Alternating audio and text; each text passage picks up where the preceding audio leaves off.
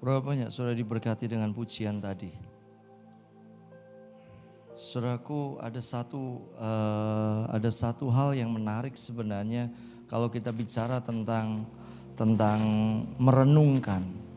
Ya, merenungkan itu salah satu artinya adalah melakukan. Semua firman dilakukan atau higayon itu. Ya, disitulah terjadi keajaiban. Amin. Nah, pagi hari ini saudara selama sebulan Bapak Gembala sampaikan tentang yang namanya warisan. Nah, saya mau tambahkan bahwa salah satu warisan kita adalah itu bagaimana kita mencintai dan kita merenungkan kebenaran firman Tuhan. Judul khotbah saya siang hari ini sederhana, The Key for Victorious Living, atau rahasia alami kemenangan, keberhasilan dan kemerdekaan. Berapa banyak yang percaya, berapa banyak saudara yang percaya bahwa saudara bisa mengalami kemenangan, keberhasilan dan kemerdekaan seperti yang Tuhan janjikan. Ngomong sama kanan kiri, Tuhan janjikan kemenangan, keberhasilan dan kemerdekaan buat hidup saudara. Amin. Nah, bagaimana sebenarnya? Saudaraku, tidak ada pilihan lain kecuali kita mengalami yang namanya firman. Kalau kita rindu mengalami kemenangan demi kemenangan, kita mesti mengalami firman Tuhan. Salah satu nubuatan yang ajaib ada di Amos 8 ayat yang ke-11. Dikatakan, ini terjemahan yang lain. Saudara ikuti saja ini. Tidak ada judul sebenarnya karena ini satu ayat ini seperti ini. Ini dari terjemahan VMD. Dikatakan kelaparan atas firman Allah akan datang. Tuhan Allahku mengatakan, lihat waktunya sedang datang. Aku akan mengadakan masa kelaparan di negeri itu. Kelaparan apa? Orang tidak akan lapar akan makanan. Orang tidak haus akan air. Tidak. Orang lapar akan firman Tuhan. Katakan, aku lapar akan firman Tuhan. Katakan sekali lagi, aku lapar akan firman Tuhan.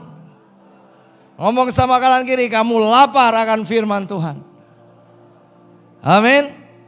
Karena ini adalah kunci untuk kita mengalami kemenangan, keberhasilan bahkan kemerdekaan buat hidup setiap kita. Yang percaya katakan amin. Yang kedua yang saudara dan saya mesti mengerti adalah Yohanes 8 ayat 31 sampai 32. Maka katanya kepada orang-orang Yahudi yang percaya kepadanya, jikalau kamu tetap dalam firman-Ku, kamu benar-benar adalah murid-Ku. Nah, saudara itu murid Yesus atau murid yang lain? Kalau saudara murid Yesus, pilihannya adalah saudara mesti tetap di dalam firman Tuhan. Saudara mesti bangun manusia roh saudara dengan kekuatan firman. Amin. Kalau saudara murid Yesus tidak ada pilihan lain, saudara mesti cintai Alkitab, cintai firman Tuhan. Kalau ada khotbah, catatlah setiap firman Tuhan. Kalau ada hamba Tuhan siapapun yang sampaikan firman, jangan buka WhatsApp, Line ataupun sejenisnya, mainan game dan lain sebagainya. Tidak ada yang lebih penting. Betul. Itu artinya saudara tidak pernah menghargai firman. Kalau kita murid Kristus, bangunlah manusia roh saudara. Adik namanya siapa? Isti kalau pagi suka makan atau skip sarapan? Pagi sarapan berarti ya. Berarti sehari makan 3 kali. Ya kan? Sehari rata-rata kita kalau nggak 2 kali 3 kali. Saya kebiasaan skip sarapan. Di kuliah saya tidak pernah makan. Ya kan? Kenapa Kak? Ya gabungan antara penghematan juga nggak suka makan pagi saya. Ya kan? Ya kan rata-rata saudara seperti itu.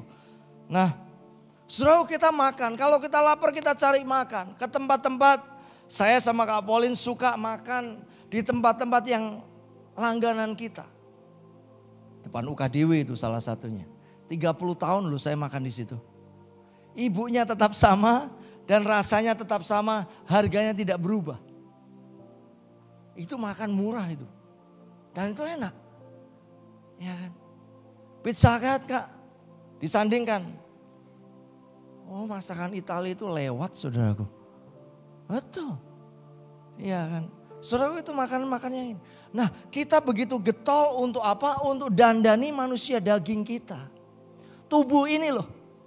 Kalau lapar kasih makan. Saudara dan saya mari kita beralih dandani manusia batinia saudara. Karena tubuh jasmani saudara akan kembali ke 2 kali 1 meter. Itu rumah abadi setiap saudara dan saya. Tetapi roh adalah akan kembali ke rumah Bapa. Kenapa saudara tidak concern dengan makanan rohani buat manusia roh saudara? Kalau saudara rindu mengalami keajaiban, mengalami terobosan, mengalami kemenangan seperti yang dijanjikan Tuhan. Mari kita menjadi murid Tuhan, yaitu apa caranya? Cintai, tetap tinggal di dalam firman-Mu, baca Alkitab, renungkan Alkitab, perkatakan firman Tuhan.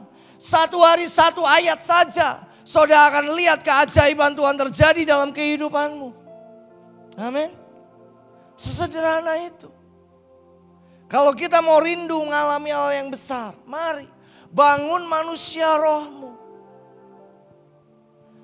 Berapa banyak saudara habiskan waktu saudara untuk saudara habis-habisan dengan gadget saudara. Dengan Instagram saudara, semua di likes ngapain? Semua di likes ngapain? Itu tidak pernah mendapatkan keuntungan apa-apa. Saudara, ini waktunya kita berubah. Mari bangun manusia yang di dalam saudara. Fokuslah kepada perkara-perkara yang ilahi. Apa itu? Salah satunya adalah tetap di dalam firman Tuhan. Kamu adalah benar-benar muridku kalau kamu tetap di dalam firman Tuhan. Nah, saudara, muridnya siapa? Murid Yesus atau murid yang lain? Kalau saudara murid Yesus, saudara jatuh cinta dengan apa? Dengan semua tulisan yang diilhamkan Allah. Yang bermanfaat untuk mengajar, mendidik orang di dalam kebenaran, dan memperbaiki kelakuan. Kalau kelakuan kita mesti diubah, berubahlah dengan firman. Kalau saudara matanya mata keranjang, dan itu perilaku harus dirubah, rubahlah dengan firman. Kalau saudara matanya suka lihat wanita-wanita yang miskin, rubahlah dengan firman. Masakan saudara renungkan pornografi dari pagi hingga malam, itu yang menyebabkan kita jatuh, itu yang menyebabkan kita terikat. Kalau saudara mau menang, ubah yang saudara tonton, ubah yang saudara renungkan, yaitu firman Tuhan. Amin. Kemenangan itu sederhana, tidak membutuhkan bertahun-tahun bergulat dengan dosa itu. Enggak. Bohong besar. Kalau ada orang katakan, oh untuk menang dengan satu hal butuh bertahun-tahun. Enggak. Butuh kemauan saudara untuk saudara berubah. That's all. Titik yang sama. Hitungannya cuma detik dan saudara bisa berubah. Lihat kesembuhan yang Yesus lakukan seketika. Amin. Tetapi ada rahasianya. Firman mesti ada di dalam hidup kita. Hari itu saya belum lahir baru. Dan hari itu saya belum kenal pelayanan, kenal Tuhan Yesus. Dan hari itu saya ada di kamar. Kamar saya lumayan besar. Itu kamar orang desa, cuma 2 kamar. Kamarnya papi mami dan kamar saya. Dan kakak saya. Ukuran 2 kali lipat kamarnya kita berdua sekarang. Gede kan? Ranjangnya besar, tingkat, ya kan? Mau tidur di atas bisa, tidur di bawah bisa. Rata-rata saya tidur di bawah. Dan hari itu saya sedang bergumul dengan yang namanya onani. Dan hari itu ada suara kecil. Nah, itu dosa. Saudaraku, saya mau kesaksian. Detik yang sama. Saya ngomong, Tuhan, aku tahu bahwa itu, saya gak ngerti hari itu suara dari mana. Tetapi saya tahu, ada sebuah dorongan di situ. Itu dosa. Dan sekarang saya baru tahu bahwa itulah suara Tuhan. Semenjak itu, saya bebas. Sesederhana itu, saudara. Saya rindu saudara mengalami firman yang sama. Dan saudara mengalami kemerdekaan demi kemerdekaan yang sama. Alkitab katakan, maka katanya kepada orang-orang Yahudi yang percaya kepadanya, jikalau kamu tetap di dalam firman-Mu, kamu benar-benar adalah murid-Mu, dan ini yang ajaib, kamu akan mengetahui kebenaran dan kebenaran itu akan memerdekakan kamu. Firman itu selalu memerdekakan kita. Bondage, ikatan apapun pasti akan rontok dengan firman. Saudara mengalami ikatan kenajisan akan rontok dengan firman. Saya konseling dengan satu orang, oh kamu jatuh di situ, di kenajisan, sederhana. Ambil aja 1 Petrus 1 ayat 16, itu ayatnya pendek. Ayatnya itu ayat yang saya pakai. Saya cuma renungkan, kuduslah aku sebab Yesus kudus. Kuduslah aku sebab Yesus kudus. Kuduslah aku sebab Yesus kudus. Kuduslah aku sebab Yesus kudus. Kuduslah aku sebab Yesus kudus. Kuduslah aku sebab Yesus kudus. Kenajisan tidak pernah bisa menempel. Amin. Tanpa perlu saudara tengking. Tiba-tiba itu pergi tuh. Kenapa? Wih gak cocok nih.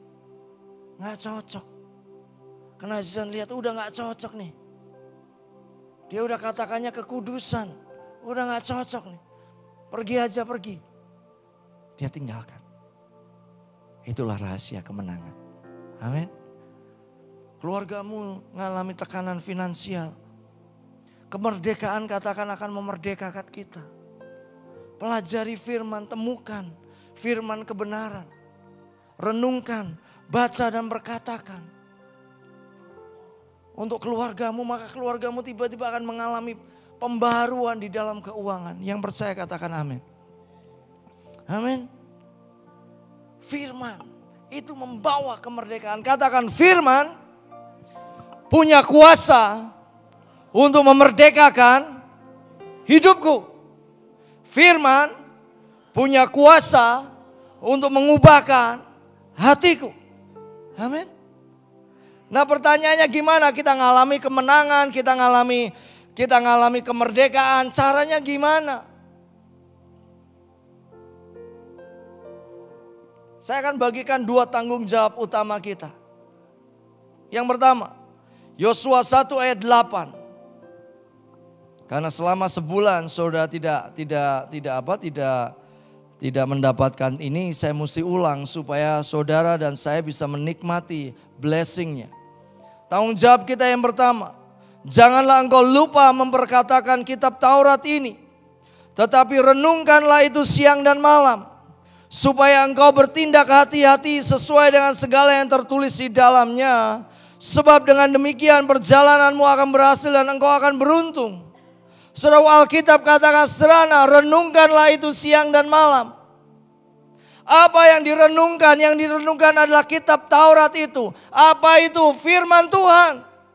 Renungkanlah firman itu siang dan malam. Pagi saat saudara selesai saat teduh, ada satu ayat yang melompat. Renungkan itu sepanjang pagi, siang, menginjak makan siang, sesorean sampai malam. Terus penuhi pikiran saudara dengan firman itu.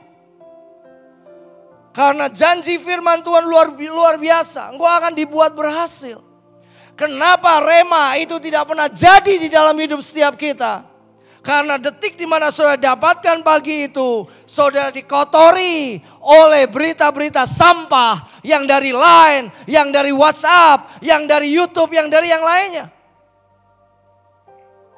Dan itu yang saudara renungkan. Sepanjang hari yang saudara renungkan adalah yang seperti itu.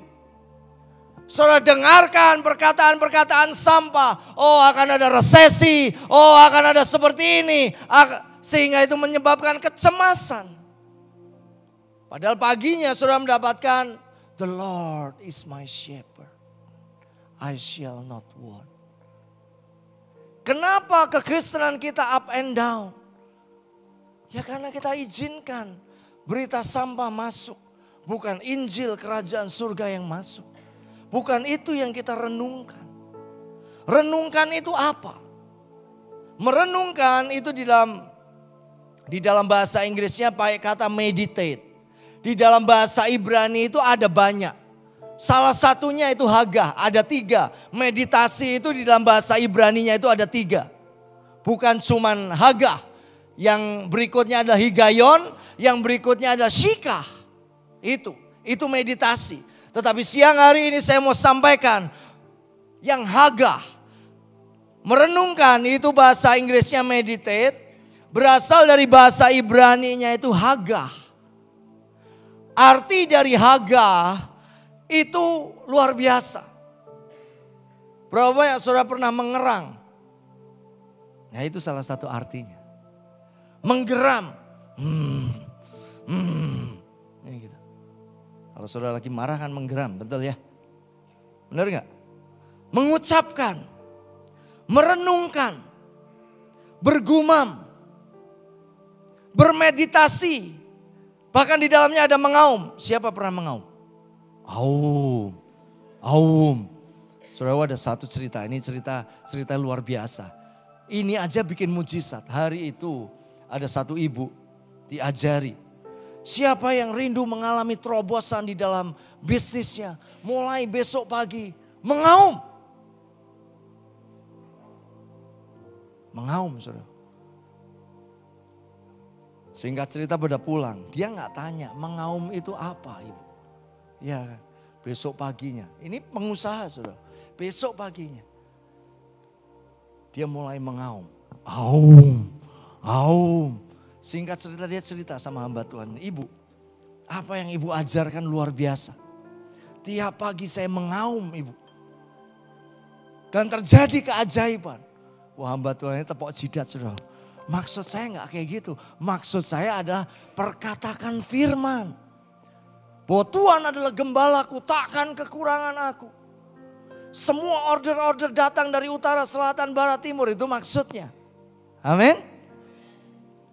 Tetapi Tuhan itu kan tahu isi hati, benar? Amin. Dia lakukan sederhana. Dia cuman aum, order tetap datang tuh. Kenapa? Karena dia mendengar. Dan itu dia lakukan. Membayangkan. Itu arti dari haga. Saudara waktu meditasi itu artinya haga itu kayak gini. Saudara bacanya. Saudara dapat satu ayat. Saya akan pakai contoh gampang lah itu. Mazmur 23 ayat 1. Tuhan adalah gembalaku. Takkan kekurangan aku. Sepanjang hari saudara berangkat sekolah. Saudara katakan Tuhan adalah gembalaku. Takkan kekurangan aku. Weh, terima kasih. Engkau adalah Tuhan, adalah gembalaku. Takkan kekurangan aku. Terima kasih Tuhan. Engkaulah Tuhan, adalah gembalaku. Takkan kekurangan aku. Itulah haga. Perkatakan dengan pelan. Bergumam dengan nikmat. Saudara kalau makan sesuatu yang enak kan saudara nikmati di mulut. Kunyah sampai 13 kali katanya. Bisa lebih. Ya. Tapi itu yang dikunyah. Dengan cara apa? Bergumam. Dengan cara apa? Perkatakan dengan lembut. Supaya apa? Supaya telinga saudara mendengar. Supaya seluruh sel saudara mendengar. Bahwa ada firman kebenaran. Pada waktu saudara katakan Tuhan adalah gembalaku. Takkan kekurangan aku. Tiba-tiba sel-sel saudara bekerja dan merespon amin. Bos amin bos. Bos amin bos. Pada waktu saudara fasih dengan itu. Saudara ini yang menyebabkan orang banyak gagal. Pada waktu kita fasih. Kita itu tiba-tiba terus perkataan itu mungkin sampai ribuan kali. Ya kan, sampai ratusan bahkan ribuan kali. Sampai itu jadi kenyataan dan jadi daging dan itu matek di dalam hati kita. Ya itu menjadi milikku. Pada waktu kekhawatiran datang, telepon datang. Dari orang tua. Neng maafkan. Papa mama belum bisa kirim. Ini udah tanggal 1 tapi belum bisa kirim. Doa ya nanti 5 hari lagi mungkin Papa bisa kirim. Kalau saudara biasa merenungkan firman, saudara cuma akan switch aja datang kepada Tuhan. Tuhan gimana? Saya kok yakin. Pada waktu saudara tanya Tuhan gimana? Tiba-tiba dia akan ingetin. Tuhan adalah gembalaku. Pada waktu kekhawatiran datang dan firman itu sudah masuk di dalam hatimu. Dan pada waktu diingatkan lagi, saudara sedang keluarkan pedang roh itu. Kekhawatiran pergi. Tuhan adalah gembalaku. Takkan kekurangan aku. Amin. Amin. Makanya mesti merenungkan firman. Bukan baca karena aturan. Bukan baca karena ditanya. Saya sangat suka kalau setiap saudara baca dengan sebuah kesadaran. Bangun pagi, jangan buka line, jangan buka WhatsApp. Oh ada PR. Ada PR ya dikerjain, bukan buka WhatsApp. Oh ada di situ.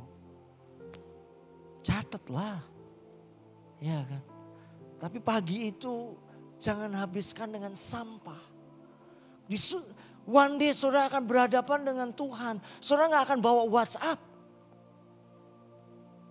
Emang saudara akan datang kepada Tuhan. Tuhan WhatsApp aku friendnya banyak loh.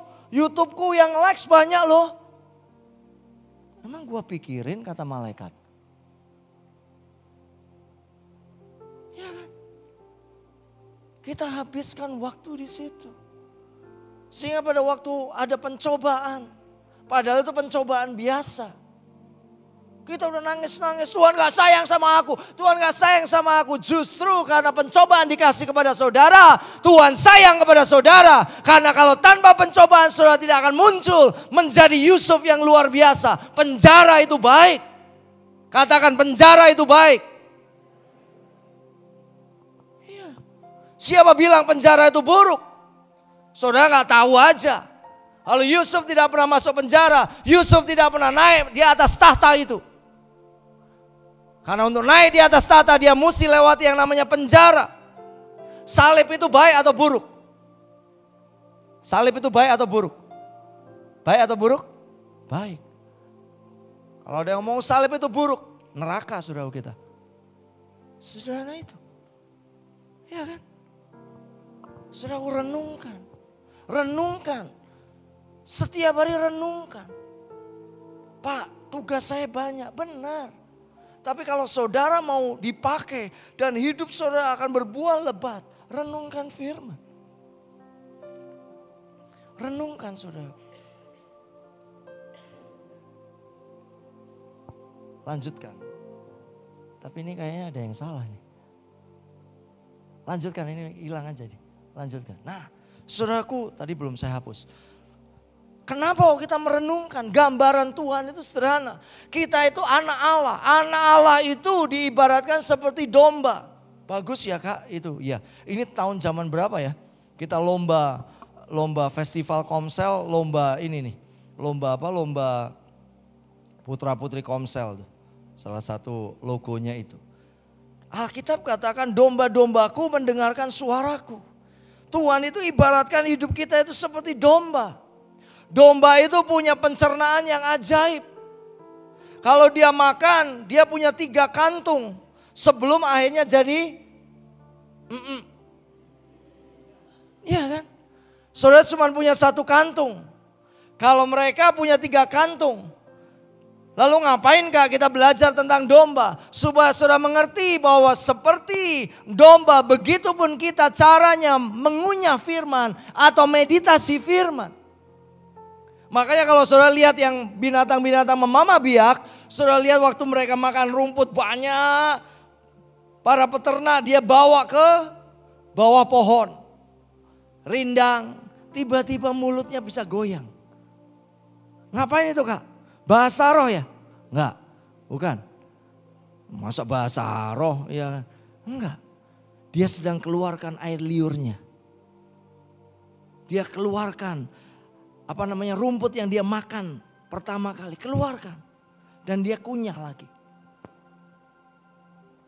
Masukkan lagi.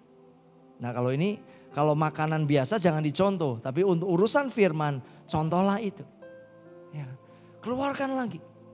Keluarin enzim. Air liur mereka punya enzim. Untuk apa? Untuk mencerna. Terus sampai 3 kali. Setelah itu selesai. Itu terserap di seluruh tubuh. Dan yang tidak ada gunanya dibuang. Menjadi tadi. Ya. Makan firman seperti itu. Merenungkan firman seperti itu. Merenungkan seperti itu. Renungkan. 1 ayat renungkan.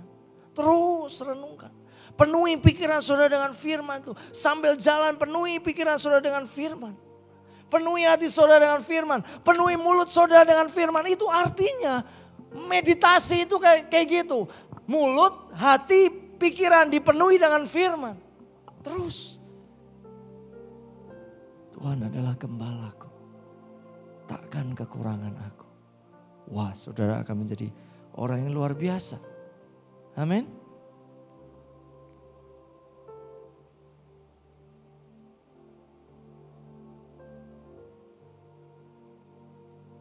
Nah, mengapa harus merenungkan firman? Skip aja ini. Mengapa harus merenungkan firman? Yang pertama adalah kita mau gali semua blessing. Tadi dikatakan bahwa kita ini akan mengetahui kebenaran dan kebenaran itu akan memerdekakan kita. Merenungkan firman adalah alat untuk menggali berkat. Alkitab juga katakan bahwa kita adalah orang benar yang seperti pohon. Pohon yang ditanam di tepi aliran air yang menghasilkan buahnya pada musimnya, tidak layu daunnya. Apa saja yang diperbuatnya berhasil. Ya. Rahasianya apa? Merenungkan firman. Kita gali. Kita butuh kemenangan ini. Keluarga kita konflik terus. Orang tua kita konflik terus. Saudara mesti renungkan firman tentang Efesus 5 ayat 22 sampai 31. Supaya saudara bisa berdoa. Para suami mengasihi istri.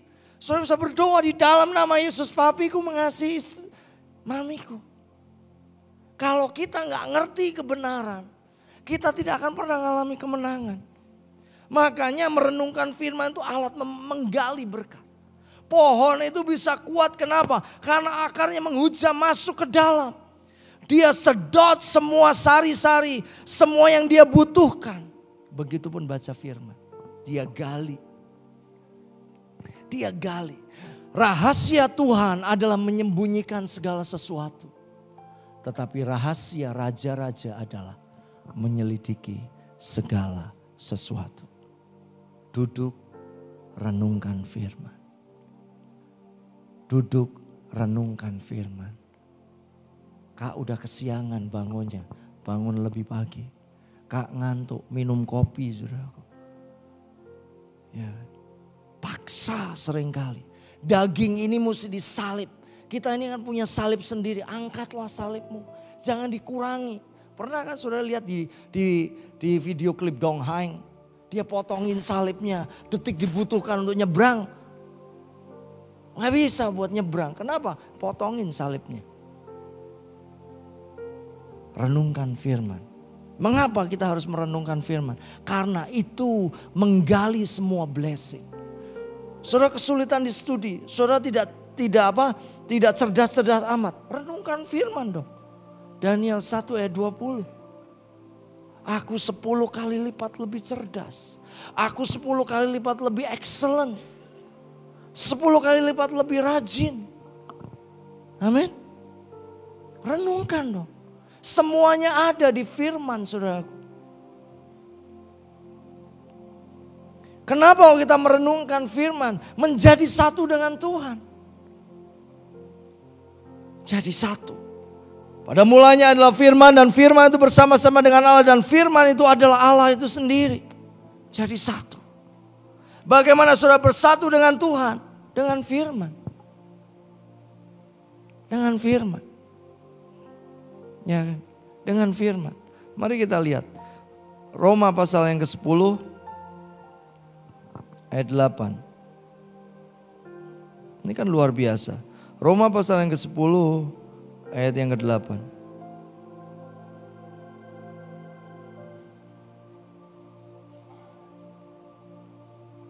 Dikatakan di sana, tetapi apa katanya? Ini adalah firman itu dekat kepadamu, yakni di dalam mulutmu dan di dalam hatimu. Itulah firman iman yang kami beritakan. Tuhan itu dekat. Dekat di mana? Tuhan itu dekat di mana? Di mulut saudara. Pada waktu detik di mana saudara merenungkan firman, Tuhan itu bersama dengan saudara. Ya kan? Ayat ini kan di ayat 6-nya katakan ini. Tetapi kebenaran karena iman berkata demikian. Jangan katakan di dalam hatimu siapakah akan naik ke surga, yakni untuk membawa Yesus turun, atau siapa akan turun ke jurang maut, yakni untuk membawa Kristus naik dari antara orang mati. Nggak perlu ditarik suruh naik dari jurang maut atau tarik dari surga. Nggak perlu. Detik di mana saudara renungkan firman, saudara mengalami Kristus. Mengalami Tuhan itu sederhana. Saudara mengalami kebenaran firman. Renungkan firman Tuhan. Kenapa kita renungkan firman Tuhan? Kenapa kita mesti meditasi firman Tuhan? Supaya saudara dan saya masuk dalam hukum roh dan kehidupan dalam Kristus Yesus. Terjemahan bahasa Indonesia tidak terlalu tepat. Dikatakan di terjemahan bahasa Indonesia, Roma 8 ayat 2, roh yang memberi hidup, bukan roh. Bahasa Inggrisnya, for the law of the spirit of life in Christ Jesus. Ada itu hukum roh kehidupan di dalam Kristus Yesus. Had made me free from the law of sin and death. So di muka bumi ini ada dua hukum yang bekerja. Yang pertama adalah hukum dosa, hukum kegagalan, hukum hukum ikatan, ya kan? Hukum kenajisan, hukum percabulan, hukum perceraian, itu hukum. Saudara nggak bisa cuma sekedar tengking, nggak bisa. Masa kak? Saudara masih belum percaya. Saudara terikat dengan hukum apa? Apa itu? Apa itu? Gravitasi. Bisa lepas dari hukum gravitasi? Bisa, kalau sudah naik pesawat. Benar enggak? Sama. Saudara bisa lepas dari hukum dosa? Bisa enggak? Bisa saudaraku. Kalau saudara pakai hukum yang lain. Yang percaya katakan amin. Amin. Amin. Pesawat itu enggak pernah mikir. Bisa terbang enggak ya? Bergumul, ya kan, depresi, sedih. Hari ini gue bisa terbang gak ya? Gak pernah. Di kecepatan tertentu, mau ada hukum gravitasi, hukum apapun yang menarik ke bawah, kecepatan tertentu, hukum aerodinamis katakan, dia akan take off. Amin. Sama, kekristenan sama. Saudara bergumul dengan dosa apapun, name it. Sebutkan dosa apapun, sejorok apapun, sebutkan. Saudara mau menang hari ini, pegang ini. Kak, beri saya ayat, ketemu sama saya. Saya kasih saudara ayat. Saudara lakukan, detik saudara akan kerjakan, saudara akan menang. Betul, karena firman tetap firman. Bagaimana caranya kita hidup dengan hukum roh? Ini bukan cuman bahasa roh, bukan. Ini hukum roh. Alkitab, saudara, Alkitab. Hukum harus dilawan sama hukum. Ya. Kita kan gak boleh sangkali, hukum harus dilawan dengan hukum. Klausul hukum harus dilawan dengan klausul hukum. Iblis punya hukum dosa, tetapi Kristus punya hukum roh dan kehidupan di dalam Kristus Yesus. Yaitu firman Allah. Dengan cara apa kita masuk di dalam hukum roh? Merenungkan firman Tuhan. Dan inilah usaha kita. Siapa yang malas untuk merenungkan firman, ya masuk di hukum dosa. Kenapa? Karena kita ini kan manusia yang sudah jatuh di dalam dosa. Kita mesti hari ke hari terus menerus membangun manusia batiniah kita. Detik di mana kita percaya kepada Yesus, ada sebuah jaminan bahwa kita diberikan jaminan diampuni. Garanti itu di dalam Yesus. Tapi hari ke hari kita kan mesti membangun di atas dasar itu hidup kekristenan kita. Kita kan gak bisa katakan, oh yang penting gua masuk surga. Gak bisa. Saudara mesti bangun dari hari ke sehari. Menjadi apa? Menjadi serupa dengan Yesus. Dan itulah gunanya merenungkan firman. Masuk di dalam kemenangan. Amin. Kak, saya kalah. Kak, saya terikat dengan onani. Udah bertahun-tahun gak bisa lepas. Saudara dikibulin sama iblis kok. Saudara terikat dengan rokok, bertahun-tahun dikibulin sekali lagi dengan iblis. Saya mau katakan kasihan saudara. Iblis yang tertawa tepuk tangan. Wih, ada orang ya. Masih seperti itu. Oh kakak, hidup di awang-awang. Enggak. Yesus tidak pernah memberikan bondage. Dia kasih cook yang berbeda. Dan beban pun ringan kata firman. Gimana caranya kita menang? Renungkan firman. Kak, saya butuh menang dari kenajisan. Catat aja. 1 Petrus 1 ayat 16. Renungkan. Mau 1000, 2000 setiap hari. Renungkan aja pelan. Alkitab garansi. Saudara tiba-tiba akan menjadi kudus. Semua rontok semuanya. Kenapa? Karena ada usaha. Kalau saudara malas, gak renungkan. Teparlah. Ya, renungkan saudara. Saudara pernah tahu siapa ini? Berikutnya. Siapa itu? Albert Einstein. Rumusnya apa? E sama dengan MC kuadrat. Buat apa? Gak jelas juga saya. Gak tahu saya. Tetapi dia renungkan itu. Orang-orang semuanya merenungkan E sama dengan MC kuadrat. E sama dengan MC kuadrat. Singkatannya apa Tony? Energi sama dengan? Ya itulah pokoknya ya. Itu. Saudaraku, dia renungkan terus. Apa yang terjadi?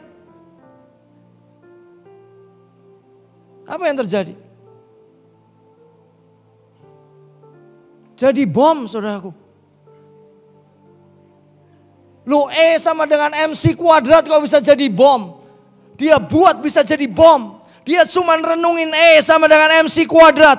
Bayangkan kalau saudara renungkan firman yang memberikan hidup dan kemenangan. Apa enggak dahsyat saudaraku? Amin. Apa enggak luar biasa? E sama dengan MC kuadrat. Itu cuma bikinan Albert Einstein. Goncangkan Nagasaki, Hiroshima. Pergi dari Indonesia itu, Jepang. Saudara punya firman kehidupan.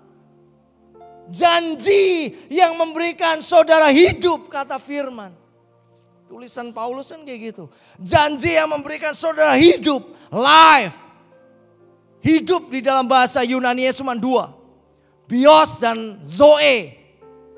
Bios itu dari kata, bios itu menghasilkan apa? Bioskop itu hidup tapi mati gitu ya.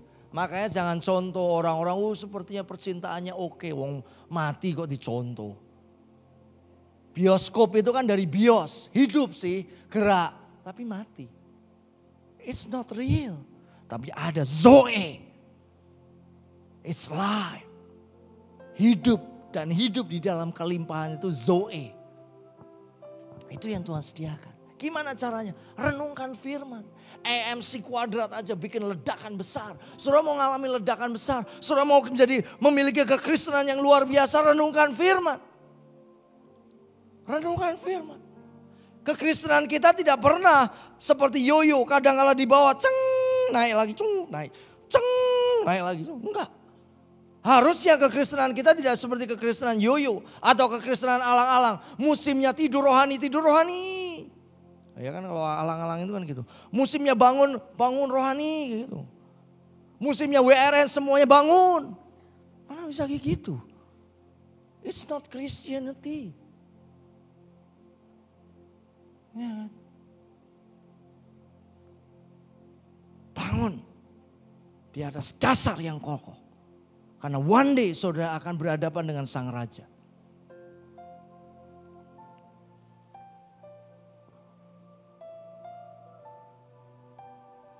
Yohanes 8 ayat 31 sampai 32 katakan, maka katanya kepada orang-orang Yahudi yang percaya kepadanya, jikalau kamu tetap dalam firman-Ku, kamu adalah benar-benar murid-Ku, dan kamu akan mengetahui kebenaran, dan kebenaran itu akan memerdekakan kamu. Itu berkat yang pertama dari merenungkan firman, kita dimerdekakan. Hidup kita dimerdekakan.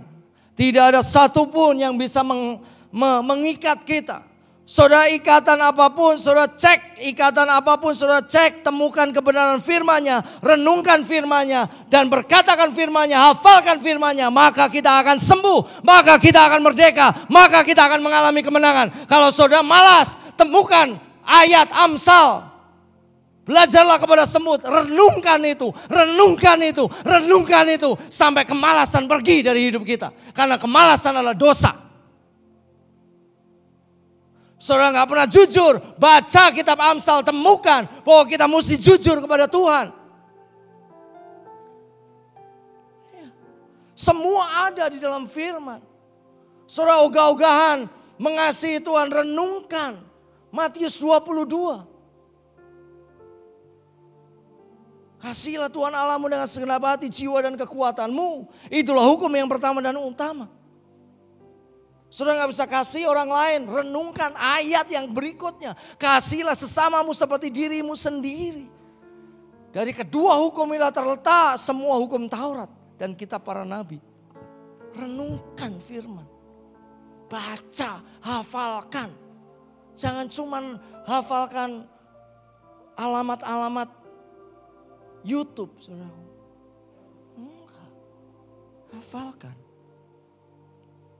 Yang kedua, berkat yang kedua adalah janganlah engkau lupa memperkatakan firman Tauratnya, tapi renungkanlah itu siang dan malam supaya engkau bertindak hati-hati. Kenapa kita ceroboh, mau kawin ceroboh, yang penting perempuan kak, karena gak pernah baca firman. Ngawur kalau cuma perempuan, apa bedanya dengan orang dunia, saudaraku? Saudara adalah tampilan yang dilihat oleh dunia. Set hidup hati saudara, set standar saudara untuk apa? Untuk sesuai dengan firman. Hari Jumat kemarin saya sampaikan di salah satu, kita lagi bangun sebuah gelombang kegerakan di Klaten. Ya. Saya bilang, dengan kamu atau tidak dengan kamu, Tuhan akan lakukan kegerakan anak muda. Suka atau tidak suka. You puasa tidak puasa, Tuhan akan lakukan kegerakan anak muda. Tapi Tuhan mau engkau angkat standar. Mazmur 24. Tapi standarnya setinggi apa? Kalau kita cuma setinggi mata kaki, yang masuk apa? Raja kemuliaan bukan? Raja kemuliaan gak bisa kalau kita angkat pintu gerbangnya setinggi mata kaki. Yang masuk apa? Kecoa, tikus, kan kayak gitu. Angkat saudaraku standar tinggi hidupmu. Ya kan? Jatuh cinta jangan sama orang yang salah. Kenapa jatuh cinta salah? Gak pernah baca Alkitab. Amsal kan sederhana. Buat yang laki-laki ini, Amsal 31 kan sederhana. Istri yang cakap melebihi permata. Ayat berikutnya kan sebenarnya istri yang cakap itu seperti apa? Ya baca setelah itu. Hati suaminya percaya kepadanya. Hendra, kamu mau menikah dengan perempuan yang jahatin kamu? Hah? Itu bukan setahun 2 tahun, baca Alkitab itu. Seumur hidup. Mau? Enggak kan? Renungkan ayat itu. Supaya kamu dapat istri yang cakap melebihi permata. Loh, hati suaminya percaya kepadanya. Artinya apa? Ditinggal pergi, kerja. Dia tidak main dengan laki-laki yang lain. Benar kan? Benar enggak? Kamunya setia, dianya sepia. Susah. Benar enggak? Iya kan? Mau percaya nggak bisa. Emang mau seperti itu? Enggak kan? Suaminya tidak kekurangan keuntungan. Kamu mau bangkrut menikah dengan perempuan ini, kamu bangkrut. Mau kah? Enggak mau. Bagaimana caranya kita menemukan standar-standar ilahi? Lihat di dalam Alkitab. Perempuan mau menikah. Gampang. Nah ini acel aja, ya kan. Acel nih. Ya dibaca. 1 Timotius kan sederhana, standar penatua. Oh standar penatua Kak tinggi banget. Loh, emang kamu gak mau punya suami yang takut akan Tuhan? Dia cuma berkomitmen dengan satu wanita. Tidak satu wanita, lalu di belakangnya wanita. Mau kayak gitu atau yang satu wanita? Satu wanita di mana? Di Alkitab. Paulus kasih detail saudaraku. Makanya buat teman-teman wanita mau menikah, cek dulu. Kamu mau jalan sama aku, saat teduhmu mana? Buku remamu mana? Mana buku remanya? Mana buku remanya? Apa itu rema? Makanan apa? Udah sana ikut murid Kristus dulu. Kan kayak gitu. Bukan, oh sayangku. Kayak kita ini kurang laki-laki yang takut akan Tuhan. Yang percaya katakan amin. Yang mengerti katakan amin. Paulus itu ajar Timotius dengan Titus. Saudara diajar sama Pak Yus 4 kali pertemuan Timotius dan Titus. Ya kalau saudara mau lihat blessing dari mereka berdua, lihatlah. Saya komit dengan Kak Budi Pras bahwa standar laki-laki yang para perempuan harus doakan adalah di Titus dan di Timotius. Itu standar diaken dan penatua. Saudara katakan, wah gila ini. Standarnya tinggi amat. Enggak. Masalahnya saudara tidak renungkan aja. Coba saudara renungkan. Maka tiba-tiba hidup saudara akan seperti yang firman katakan. Amin. Mari kita lihat Titus. Titus pasal yang pertama. Nih saya mau tanya sama Acel nih. Ya kan?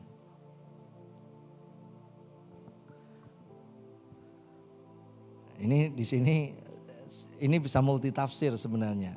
Titus 1 ayat 6. Kamu mau menikah dengan orang yang cacat kah? Atau yang tak bercacat? Yang tak bercacat. Yang tak bercacat itu seperti apa? Loh itu kan ada penjelasannya. Kalau baca Alkitab kan kayak gitu tuh ada penjelasannya. Oh tak bercacat itu punya satu istri. Lah kok Abraham bisa? Karena hari itu belum ada pewahyuan tentang Kristus mengasihi gerejanya. Sehingga ada poligami. Tetapi detik New Covenant muncul dengan satu istri. Selebihnya dari neraka. Yang percaya katakan amin. Ya. Kamu mau nanti menikah dengan pria yang hidupnya senonoh itu ya masih menikah sama kamu, tetap buka video porno dan lain sebagainya. Gak mau. Gimana caranya? Ya itu baca Alkitab. Supaya kita bisa bertindak hati-hati. Ya kan? Enggak kita ngomong, waduh aku lagi jatuh cinta. Tunggu. Jangan jatuh dulu. Cintanya ditahan dulu, jangan jatuh. Ya kan? Pelajari Alkitab dulu. Ini pria tepat atau tidak? Ini wanita tepat atau tidak? Dari mana kita pelajarinya? Lihat firman. Ya toh? Amin. Amin. Saudara saya lihat ada cukup banyak pernikahan-pernikahan yang amburadul gara-gara tidak bertindak hati-hati. Kenapa? Gak pernah renungan firman. Berkat yang lain apa? Perjalananmu akan berhasil, prosperous. Jalanmu, jalan kehidupan. Dan engkau akan beruntung atau good success. Luar biasa kalau kita merenungkan firman. Berkat berikutnya dikatakan, ini di Mazmur 1 ayat 2 diterjemahan pakai The Message. Instead you thrill to God's word, you chew on scripture day and night. You are a tree replanted in Eden. Sebuah tempat yang diciptakan pertama kali, Alkitab itu ada hukum. Hukum itu disebut hukum penyebutan pertama. Taman terbaik itu ya Taman Eden. Hidup saudara mau Edan atau mau Eden? Kuliah saudara mau Edan atau mau Eden? Hah? Eden Kak, renungkan firman. Yang percaya katakan amin. Kok kuliahku belum Eden ya, masih Edan Kak. IP kok mau 3 kepleset terus. Ya, gak bisa. Kak kok nilaiku mau di atas rata-rata gak bisa, banyak di bawah rata-rata. Saya gak katakan bahwa itu satu-satunya kunci keberhasilan. Loh enggak, standar dunia aja rata-rata 2,75 kalau eksakta untuk saudara kerja. Detik mereka saudara kirimkan CV, dilihat, oh di bawah 2,75 out langsung. Trash to bin, buang di tong sampah. Loh dunia aja punya standar kok. Ya kan, saudara mau ngalami Eden, renungkan firman. Renungkan firman. Renungkan firman. Semua bagian-bagian hidup saudara renungkan firman. Punya kebenaran firman-Nya.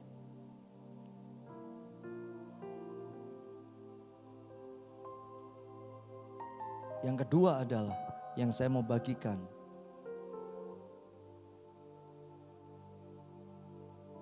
Tanggung jawab kita. Ayat yang Roma 10 ayat 8 sampai 9. Tetapi apakah katanya ini, firman itu dekat kepadamu, yakni di dalam mulutmu. Dan di dalam hatimu, itulah firman iman yang kami beritakan. Sebab jika kamu mengaku dengan mulutmu bahwa Yesus adalah Tuhan dan percaya dalam hatimu bahwa Allah telah membangkitkan Dia dari antara orang mati, maka kamu akan diselamatkan. Yang kedua adalah perkatakan firman Tuhan siang dan malam. Yang pertama adalah renungkan, yang kedua adalah perkatakan. Saudaraku, tidak kebetulan minggu depan kita lanjutkan memasuki tahun P. Kita ini Yahudi rohani. Bangsa Yahudi minggu depan tanggal 29 itu akan memasuki tahun yang baru. Mereka punya istilah, setiap tahun mereka itu ada angkanya. Tahun depan itu memasuki 5780. Arti 80 itu disebut sebagai tahun P. Dan tahun P itu gambarannya seperti mulut. Saudara, apakah kebetulan dengan saudara yang saudara dengar? Enggak. Bahwa melalui perkataan kita akan melihat keajaiban Tuhan di dalam hidup setiap kita. Mari kita lihat ayatnya. Kayaknya slide berikutnya. Habis. Oh, slide 2 di atasnya. Bawahnya. Satu lagi. Yang karena kata-katamu. Karena kata-katamu. Turun ke bawah. Oh, enggak ada. Tidak ada, mari kita lihat ayatnya. Markus pasal yang ke-7 ayat 29. Kenapa kata-kata ini begitu penting? Kenapa tahun ini kita memasuki tahun P yang ditunjukkan dengan mulut? Markus 7 ayat 29. Dikatakan kayak gini, maka kata Yesus kepada perempuan itu, karena kata-katamu itu pergilah sekarang sebab setan itu sudah keluar dari anakmu. Kita ini dimenangkan, kita ini dibenarkan karena perkataan kita. Amsal 18 ayat 21 katakan, hidup mati dikuasai oleh lidah. Siapa yang suka menggemakannya akan memakan buahnya. Yang pertama adalah saudara mesti renungkan firman. Tanggung jawab yang kedua adalah saudara mesti memperkatakan firman yang saudara renungkan. Kalau saudara tidak pernah renungkan firman, maka bisa saya pastikan saudara tidak pernah punya apa yang saudara mesti perkatakan. Tahun ini, tahun P, dan itu dimulai dengan perkataan. 10 kali Tuhan katakan berfirmanlah, berfirmanlah, berfirmanlah, berfirmanlah, berfirmanlah. Itu di Kejadian pertama. Dimulai dari ayat yang ketiga. Terus berfirmanlah, dia ciptakan apa? Berfirmanlah jadi, berfirmanlah jadi, berfirmanlah jadi. Semua destiny saudara, ini masa dan waktunya perkatakan. Makanya renungkan firman supaya storage saudara di dalam hati saudara begitu banyak. Berfirmanlah Allah. Dan dia ciptakan kita segambar dan serupa dengan dia. Supaya apa?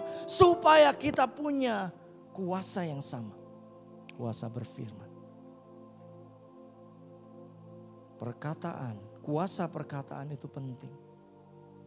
Kuasa perkataan itu luar biasa. Bangsa Israel 40 tahun berputar-putar karena apa? Perkataan. Terlalu gede Tuhan. Raksasa kabeh.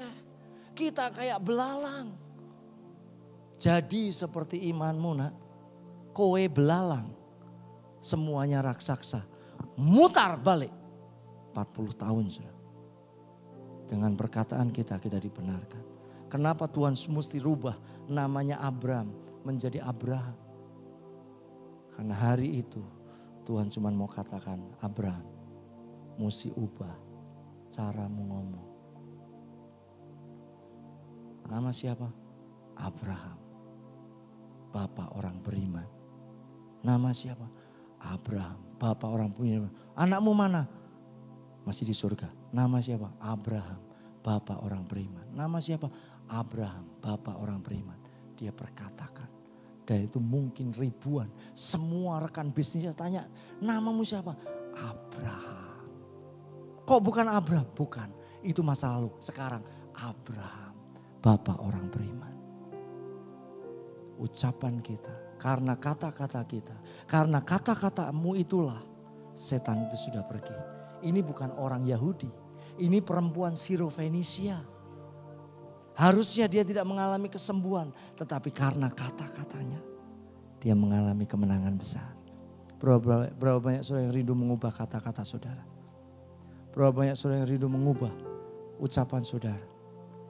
Ubahlah renungan hati saudara. Gak ada orang yang ngomong kayak gini, aku salah keceplosan ngomong, gak ada. Yang ada adalah saudara benar, renungkan itu dan di titik tertentu itu akan keluar di ucapan. Mari datang sama Tuhan, kita bangkit berdoa.